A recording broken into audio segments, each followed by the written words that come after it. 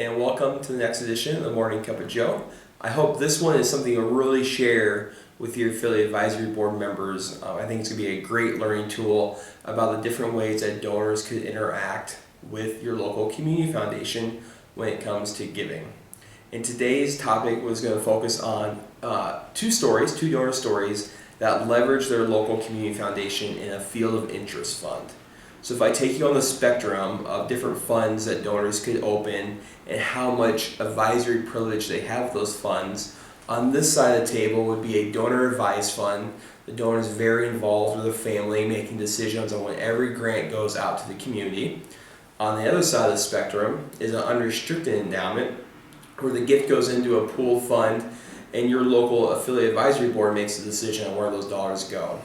Field of interest funds, it kind of falls here in the middle, where donors can still restrict the area that they want to grant to, but ultimately it's the local affiliate advisory board that makes the decision on where the dollars go.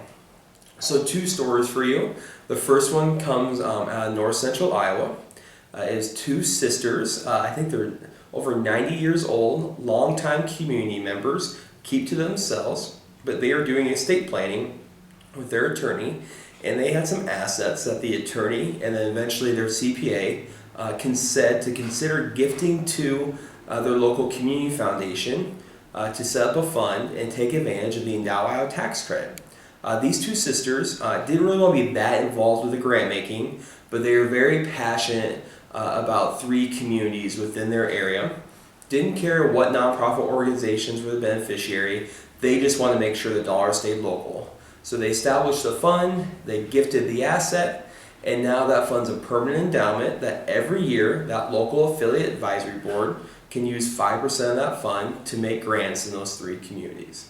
It's a great way for those two sisters to leave a legacy in their area. The second one, also in north central Iowa, is a gentleman. His wife passed away a few months ago, and she had left him assets that he is considering gifting to charity. These are non-cash assets that are appreciated. So for him, it makes sense to gift them to charity. He is very dedicated, and so wasn't his wife, to a small community in north central Iowa that has done a tremendous job of raising money to do two large capital projects in the community, a library and a community center.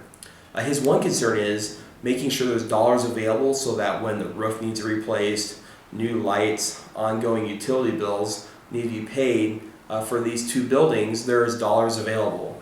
So he's considering gifting these non-cash assets to the local community foundation, setting the fund up in the name of his family and his wife, and then every year the local community foundation can use 5% of that fund to fund maintenance projects for those two buildings. Again, whether it's the roof, the ongoing utility bills, or the lights. So these are great ways for donors to restrict a gift to something they care about a lot, and then trust that the local affiliate advisory board will make grants to those worthwhile projects. So share this with your board. Think about donors in your community that could leverage this type of giving, and call me if you have any questions. Thank you.